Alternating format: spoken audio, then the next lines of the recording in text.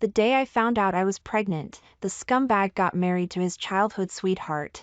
I was on the procedure table after an abortion, while he was outside praying for her baby's safety. Later, he came begging, knelt outside the door for 3 days. Sorry, I already left with the abortion report and the divorce papers. Go live with whoever you want. The wedding date was April 17th. That day was also the day I found out I was pregnant. Meaning, David spent the morning with me getting the test results, and in the afternoon, he went and got married to Chloe. My fingertips trembled slightly, almost dropping the thin marriage certificate. In the 2 years since I reunited with David, it felt like we had both moved past the unpleasant memories of the past. But now, it seemed only I had moved on. Only I wanted to continue loving him. I wiped away tears and put the marriage certificate back where I found it.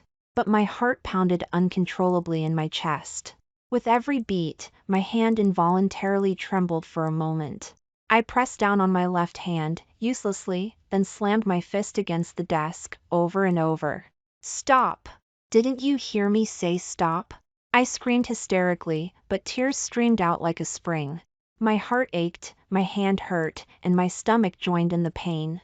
I doubled over, crying, and rested my hand on my twitching belly. Be a good baby, don't fuss. Mommy is okay. Mommy will protect you. 3 months pregnant, I looked forward to this child's birth every moment of every day. I remember the day I got the test results. David was overjoyed. He held me tightly, his voice stumbling with excitement. He said he was the happiest man in the world, with a beautiful wife and a lovely child. I laughed through my tears. How could I have believed his words? How could I have believed he had truly forgotten the past and wanted a fresh start with me? Why are your eyes red? Have you been crying, Aga? David bent down to change his shoes, then walked over and pulled me into a hug. I took a deep breath, trying to suppress the ache in my chest, but in that instant, I caught a faint scent of perfume. It wasn't strong, even mixed with the smell of nicotine, but I recognized it. I was sure I hadn't mistaken it.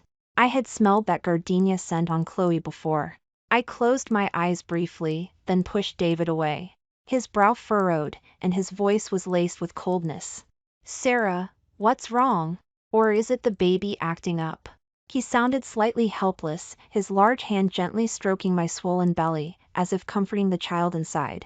He looked every bit the doting father, his gentle eyes making me question if that marriage certificate was fake. David, when are we getting married? The day I found out I was pregnant, I suggested we got married then, so my belly wouldn't be too big for photos later. But David said there was no rush. Getting the marriage certificate and holding a wedding ceremony after the baby was born would be the same. That way, we could even take pictures with the baby. I thought it was a sweet idea and agreed. In the past 3 months, I hadn't brought up marriage again. But when I mentioned it today, David's eyes shifted away slightly. He sighed helplessly. Didn't we say we'd think about that after the baby is born? Sarah, did you forget again? Is it true that pregnant women have bad memory? David straightened up, adjusting his tie. I'm going to take a shower. Don't overthink it, we will definitely get married. He went into the bedroom, leaving his phone on the coffee table. Soon after, messages popped up one after another. The contact name was Chloe. My breathing hitched. I picked up the phone and unlocked it. Scrolling up through the messages. Are you home? You wouldn't believe it. The baby started fussing the moment you left. Honey, don't you think he's really smart? He knows his daddy isn't here to sleep with him, so he's unhappy. But don't worry, I'll soothe him. I'll tell him that his daddy loves him very much. My fingertips trembled as I slowly put the phone down. Each message felt like a sharp thorn stabbing into my heart. Honey? Baby? So, they were the real family of 3. I was just an outsider. When David came out, his damp hair was still dripping. I tightened my grip on the glass. It was time to make some things clear. I opened my mouth, my throat dry. David. Before I could finish, David's phone rang. He frowned and walked towards the balcony, even closing the floor-to-ceiling window behind him. Through the glass, I watched David's eyebrows relax and then furrow, but a doting smile remained on his lips. My mouth twitched. I lowered my gaze, suppressing the emotions in my eyes. A short while later, David hung up, his brow slightly furrowed. Something came up at the office. I need to rush over to handle it. Sarah, go to bed, don't wait up for me. He bent down and kissed my forehead, his voice full of lingering affection. Be good, get some rest. Watching his retreating figure stride away, my heart sank.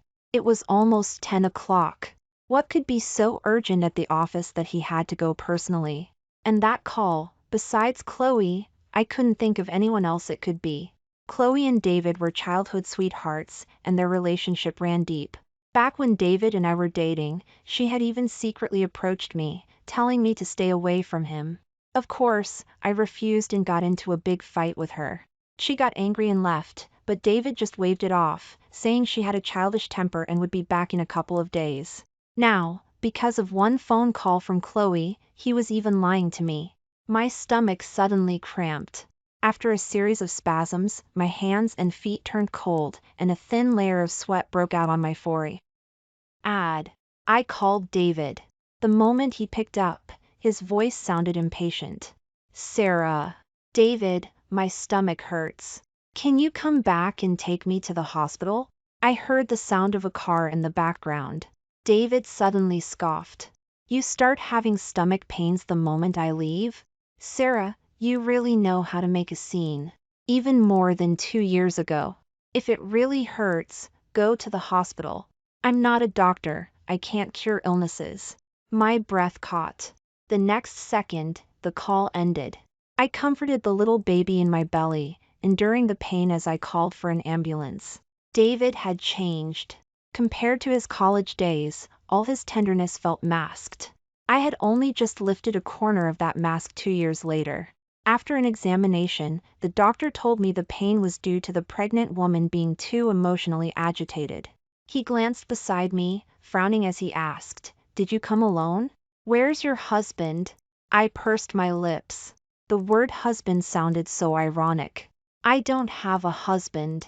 The doctor's expression flickered with surprise.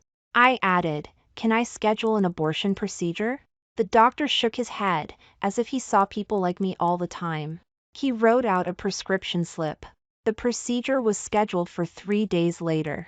Rest well these 3 days, and don't get too emotional. Young lady, you need to take care of your body. Hearing his earnest advice, my heart ached for a moment.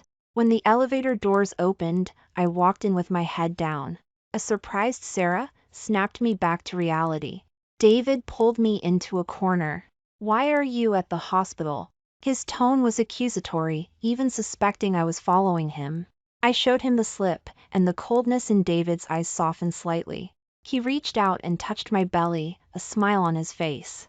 You're being naughty, always making mommy uncomfortable. When you come out, I'll know how to deal with you. My eyes suddenly felt warm. That slightly fatherly tone made me instinctively believe he was also looking forward to this child. I looked away and quietly stepped back 2 paces. David's hand froze in midair, his eyes darkening. I said softly, The doctor said it's because I got too emotional, causing the baby to move around. My stomach is still cramping. Hearing my explanation, David's expression eased. He took my hand and led me to a fancy restaurant. My love, being pregnant is hard. It's my fault for being so busy lately and not spending time with you. How about I make it up to you today? David didn't explain why he was at the hospital.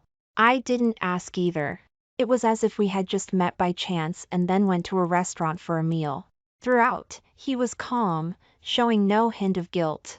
I was cutting my steak, but my hand felt weak. When I looked up, my gaze met David's deep eyes. Those eyes seemed to hold 10,000 years of ice. The next second, the ice melted, replaced by a hint of a smile. Let me help you. Are you still feeling unwell? Do you want to go back to the hospital for another checkup?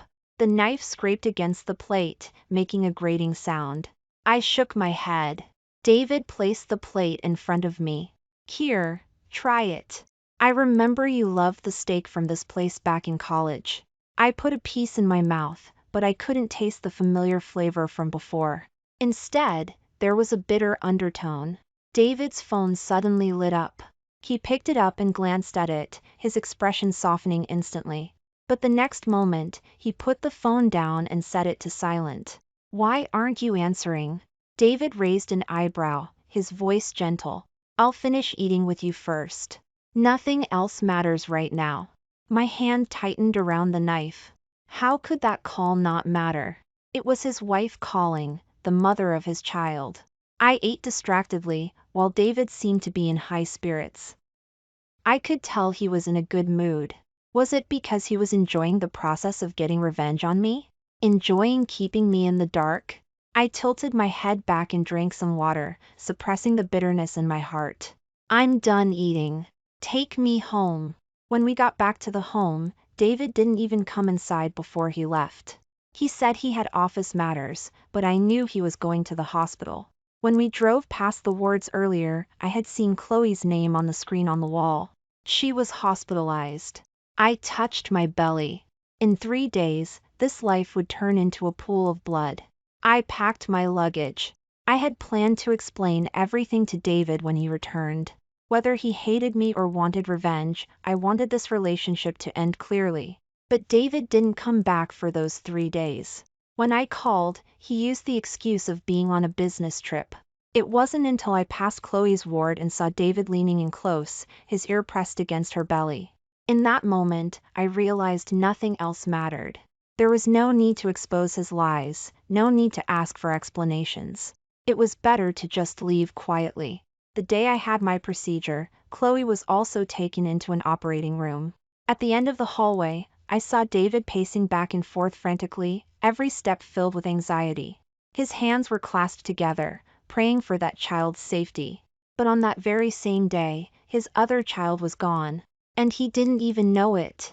I lowered my gaze and left a letter on Chloe's hospital bed. After that, I took my suitcase and went to the airport. I thought, this time, it was truly the end between David and me. I sat in the waiting area, my stomach still aching. Hearing my phone vibrate, I weakly answered the call. The moment I picked up, David's grim voice came through. Sarah, tell me, what do you mean, until we meet again in the next life? Are you trying to just walk out? Why again? I remembered. At the end of the letter, I had written that line. I recalled the day of college graduation. Everyone was preparing for a new future. David was also preparing for our future. He was so excited that day, his voice trembling slightly. He said, Sarah, we'll have a home, we'll get a cat, and have 2 kids. He spoke incoherently, and I watched him, laughing and then crying. I didn't want to burst that bubble, not one bit. So, I spent the whole day fantasizing with him. He drank a lot that day, got very drunk, and even mumbled about our future in his sleep. But when he woke up the next day, he couldn't find me anywhere. He only found a brown envelope on the bedside table. In that letter, I think I had also written something like, until we meet again in the next life. But who knew, 3 years later, we would meet again, and even get back together. I opened my mouth, a lump forming in my chest. David's heavy breathing came in ragged gasps. I knew he was furious. But I didn't know if he was angry because he hadn't yet fully enjoyed his revenge on me, or if he was angry that I had discovered his scheme beforehand. Perhaps it was both. David. My voice was soft, slightly choked. Honestly, when I saw that marriage certificate, it really hurt. It hurt so much I could barely breathe. Then, when I found out Chloe was pregnant, it hurt even more. Congratulations. Your revenge was very successful. Now, can you please let me go? After a long silence, David scoffed, Oh, so you found out already? That's boring. I wanted to wait until you had the baby to tell you. Sarah, you've been married before, you shouldn't be bothered by this, should you? What are you throwing a tantrum about now? A wave of cold washed over me. My teeth chattered. So, David no longer cared about my pain. I hung up the phone and deleted all of David's contact information. The moment I arrived the plane, it felt like I was reliving that day from years ago. The only difference was, this time I was leaving battered and bruised, making a clumsy exit. After leaving the airport, I spotted a figure in the crowd holding a sign and waving excitedly. I managed a small smile and walked towards him. Michael saw me and gave me a big bear hug. "Sis, you're finally back. I missed you so much." I winced from the pain and quickly patted his shoulder. "Take it easy, I just had a procedure." Michael's mouth dropped open in shock. "What procedure? What happened, sis? Is it serious?" I shook my head. "It's not serious." Michael talked a lot, chattering nonstop the whole way. "Sis, did that David not come back with you?" 2 years ago, when I reunited with David, I excitedly video called Michael and told him everything. Michael was clearly exhausted but still stayed up to listen to me. "Sis, if you two still love each other, then get back together. You already missed one chance, don't miss another." I nodded eagerly, already imagining different outcomes. If David didn't love me anymore, what would I do? If he was single, I'd pursue him. If he had a girlfriend, I'd step aside. But before I could even make a move, David initiated the reunion. He spoke with such sincerity, his eyes full of tenderness. I was flustered, my heart swayed. I couldn't even be bothered to discern truth from lies, and just got back together with him. 2 years together, and it turned out to be one big lie. The car slowly came to a stop. I snapped back to the present, looking at the familiar building outside the window, a lump in my chest. I unbuckled my seatbelt, but Michael didn't move. He reached out and pointed to my eyes. "Sis, you're crying again." I instinctively touched the corner of my eye. Michael suddenly pulled me into a hug. "Sis, did someone hurt you? Did that David bully you?" His eyes were full of concern, his voice laced with anger. I patted his shoulder. "No, let's get out of the car. Mom must be getting worried." I hadn't been back to this home in 2 years. Stepping inside again, I no longer had the same hopeful spirit I had 2 years ago. My mother looked at my pale face, her eyes filled with worry. "You've been away for 2 years, how did you let yourself get like this? Sarah, you've suffered." I shook my head, trying to force a smile to comfort my mother, but it looked worse than crying. Outside, I was an adult. But here, I was still my mother's child. I hugged my mother, seeking protection and comfort like I did when I was little. My mother stroked my back gently, over and over. She didn't press me for details, and I didn't explain why I hadn't come home for 2 years. My family still thought I had just had a minor procedure. After resting at home for half a month, my body gradually recovered. But my heart remained heavy and listless. Michael, worried I might be depressed, practically dragged me out of the home. "Sis, you can't stay cooped up at home all day. You'll really get sick. I'm the man of the home now.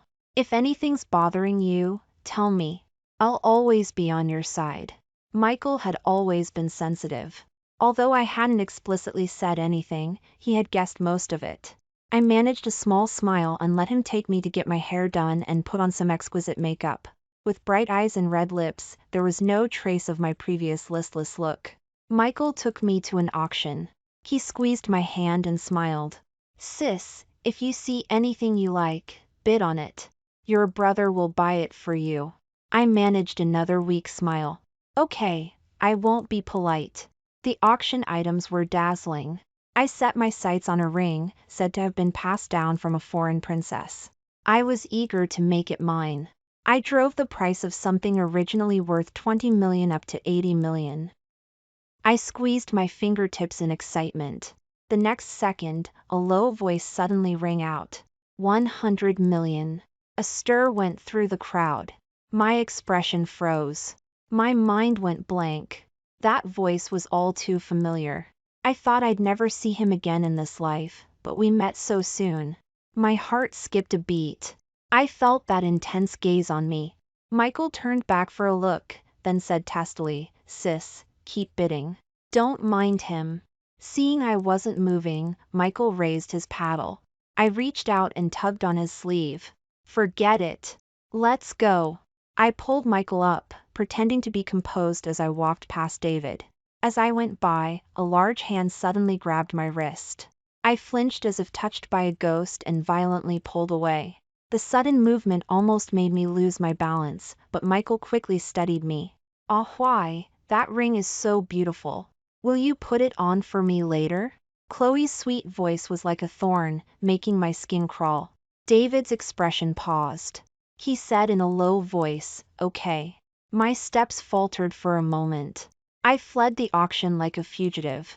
I gulped in the fresh air, trying to suppress the turmoil in my chest. Michael's face was grim, his voice low. "Sis, was that David?" I slowed my breathing. Under Michael's questioning gaze, I slowly nodded. He took a few ragged breaths, gritting his teeth. "Damn it, that cheater! I'm going to teach him a lesson." Michael was furious, looking ready to tear David apart. I quickly stopped him. "Don't cause trouble. I have nothing to do with him anymore.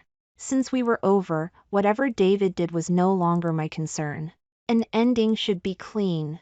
As Michael and I struggled, a mocking voice suddenly cut through. "Sarah, you're really something. You left 5 years ago because of another man. And you're leaving now, also because of another man. Are you really that desperate and low?" He spat out the last few words, "Practica." LLY, biting them off. My heart ached for a moment. I lowered my gaze, suppressing the bitterness in my eyes. "David, you have no right to criticize me." David scoffed. "No right? Don't forget, you were still carrying my child, carrying my seed, and going to another man. You say I have no right?" Every word was barbed, his eyes full of mockery and disdain. In the 2 years since we reunited, I thought David hadn't changed. But now I knew he had changed long ago. He was no longer gentle. He was filled with hatred. No, he was still gentle. It was just that tenderness was no longer for me. My heart slowly calmed down. Before I could speak, Michael seemed to understand something. He looked at me in disbelief. "Pregnant? The procedure you mentioned was..." I nodded, confirming his disbelief. Michael suddenly went wild, throwing punches at David. "Scumbag! I'll kill you!"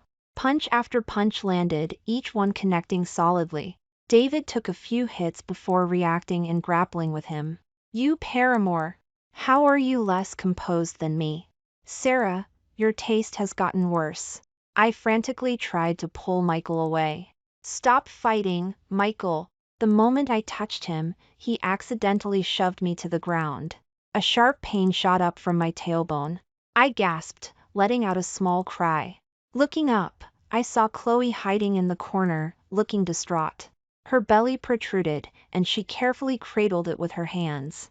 On her right middle finger, she wore the ring from the auction. I looked away, raising my voice. "Michael," I said, "stop."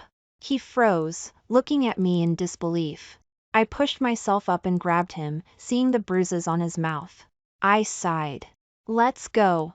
I have nothing to do with him anymore. Don't get hurt over someone not worth it." I didn't look at David, but I knew his injuries were probably no better than Michael's.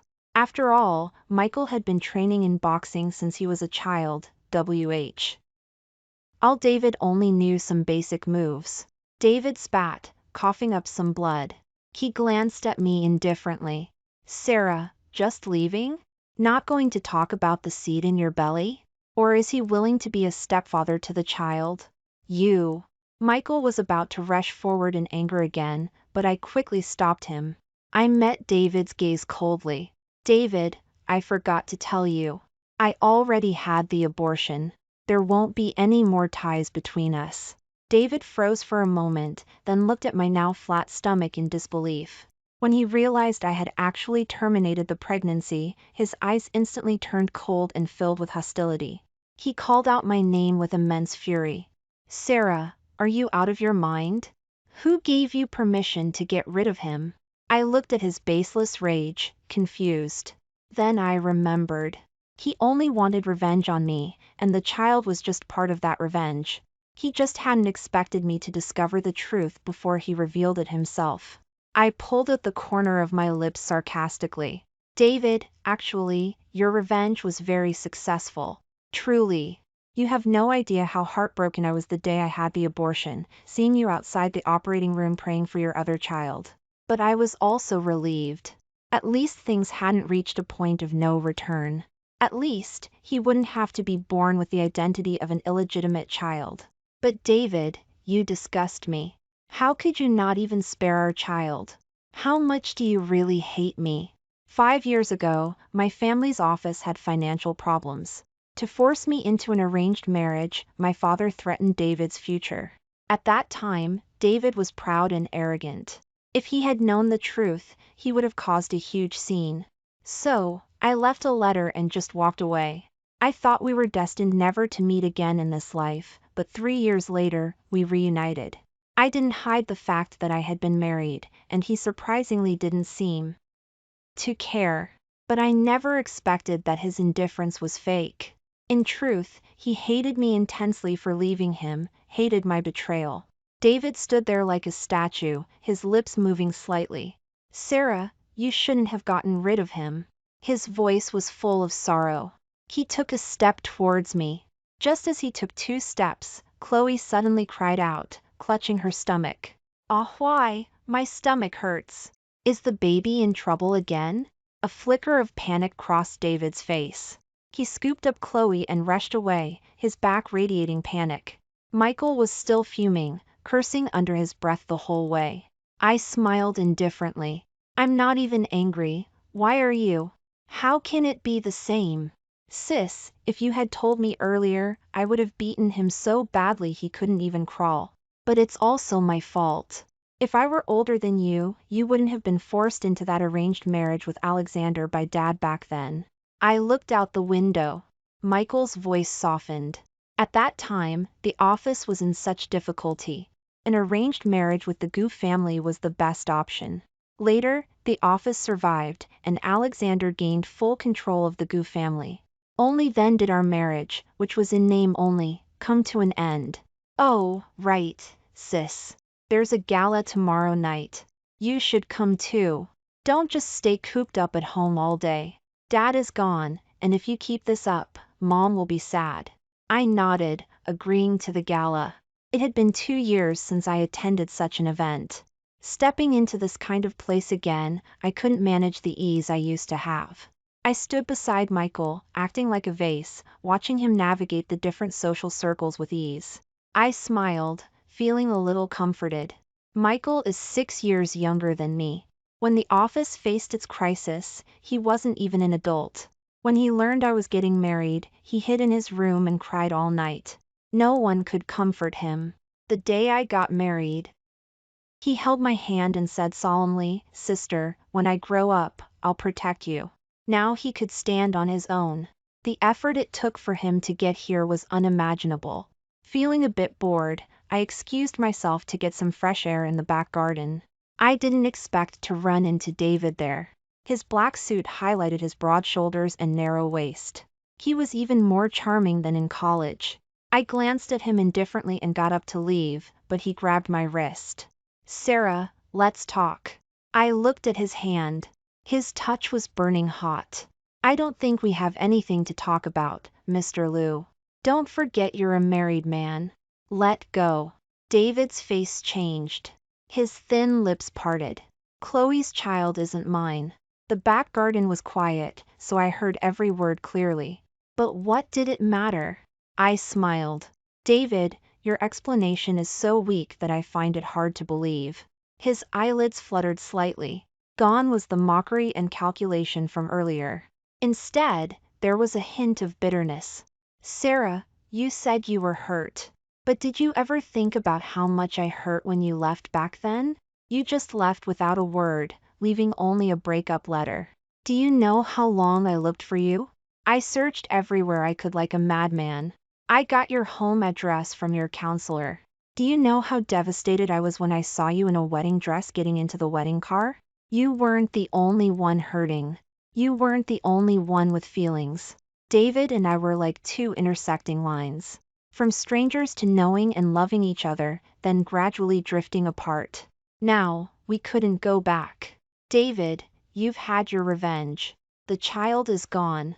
Let the past be the past. Go back and live your life with her. Let's not see each other again. No one was really to blame for this relationship. It was just cruel fate. Suddenly, a warm body pressed against my back. David held my waist tightly, his low voice sounding from above my head. I thought I could forget the past and stop bothering you. But I only lasted half a month. Sarah, I realized I can't. I can't forget you. Chloe's child isn't mine. I can take care of the marriage certificate. I'm not being stubborn anymore. I'll get a divorce from her right away. Then, we can be together properly, okay? His pleas struck me one by one, but I no longer felt the same flutter in my heart as 2 years ago. I tried to pry his hands away, but I couldn't budge them. I sighed, saying helplessly, David, let go. No, no. His voice held a hint of panic. I closed my eyes. Suddenly, someone walked towards us. Miss Shin? Alexander stood there, one hand in his pocket. Through his gold-rimmed glasses, his eyes held a hint of amusement. Taking advantage of David's momentary lapse, I quickly slipped out of his embrace and hurried towards Alexander. Perhaps because of our 3 years of working together, Alexander instinctively shielded me. David's face darkened with displeasure. Sarah, who is he? Alexander chuckled softly. Me? I'm Miss Shin's ex-husband, Alexander. David's face grew even uglier. He ground out the word ex-husband. He held out his hand to me. Sarah, come here. I shook my head. David, I've made myself clear. It doesn't matter if the child in Chloe's belly is yours or not, or if you only got married to her out of spite. None of that matters anymore. There's no need for us to continue this. David opened his mouth, about to say something else. But Alexander spoke first, cutting him off. Mr. Liu, I think Sarah has made it very clear. If you keep pressing, it won't look good. Good evening. I followed Alexander to the lounge. We weren't the only ones there. Michael was there too, along with an unfamiliar woman. The woman had a graceful appearance. Her white dress made her look gentle and poised. She raised her hand slightly. Miss Shin? I paused.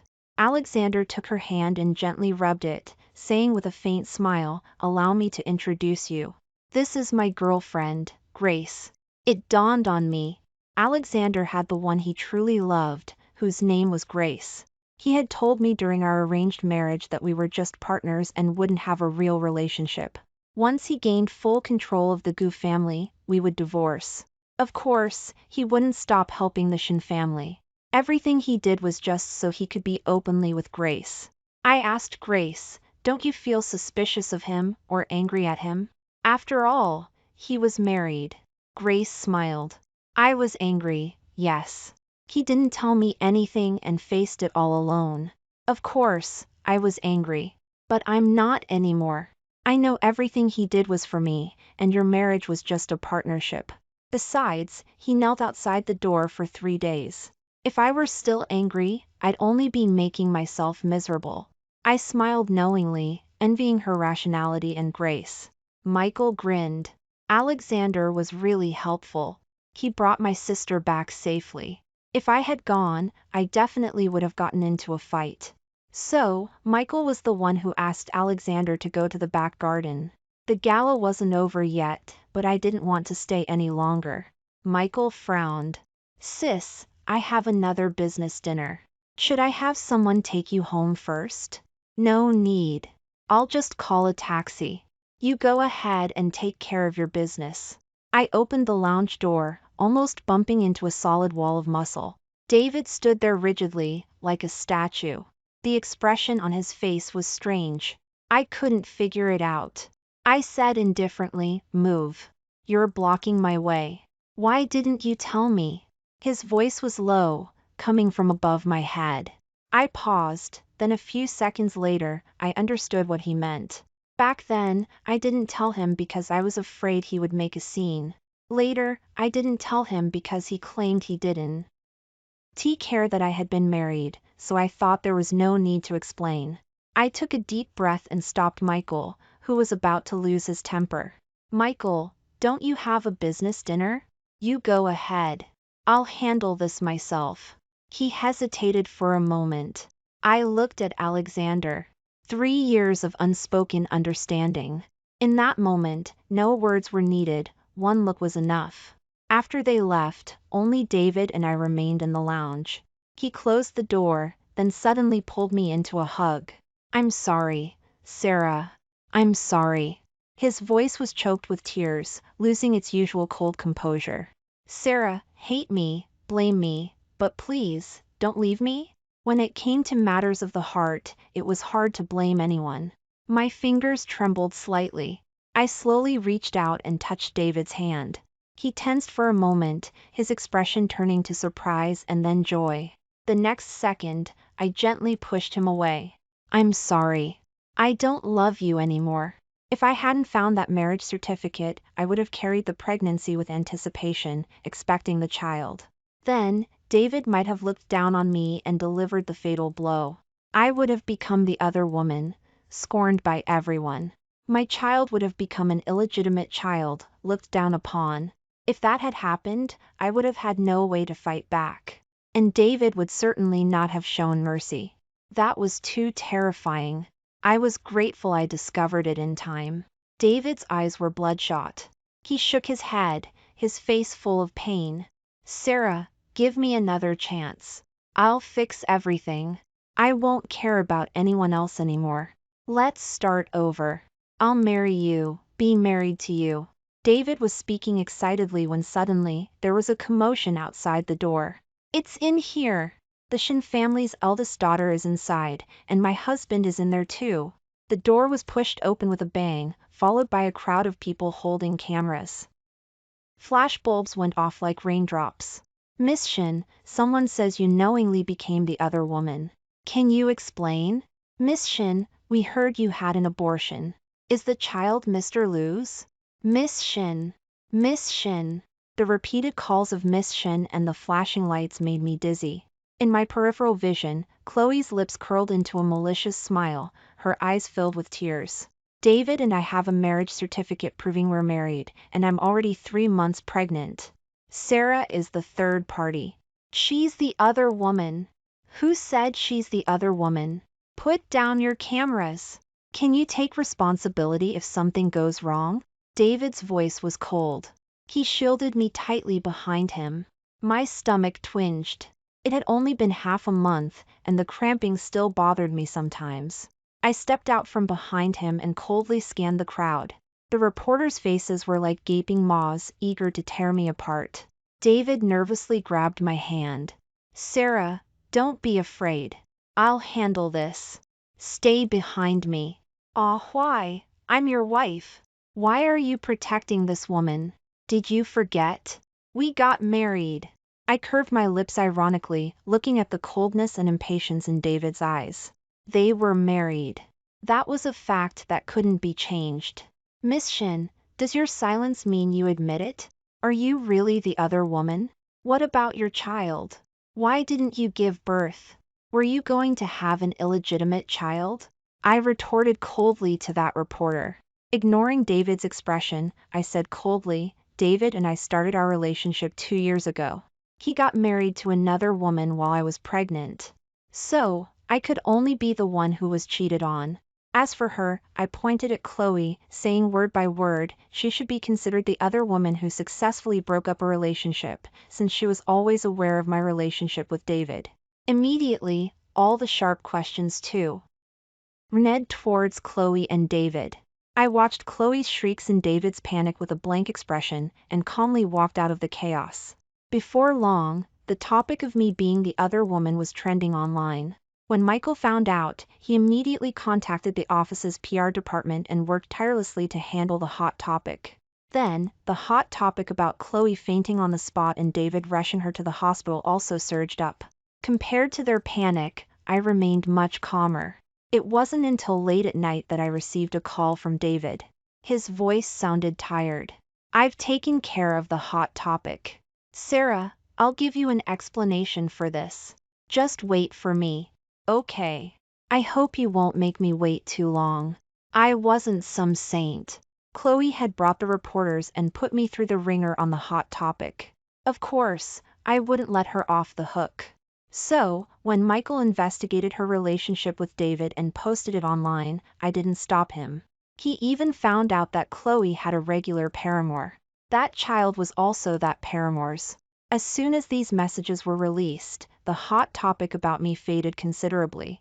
A few days later, I received another call from David. His voice was low, and it sounded noisy on his end.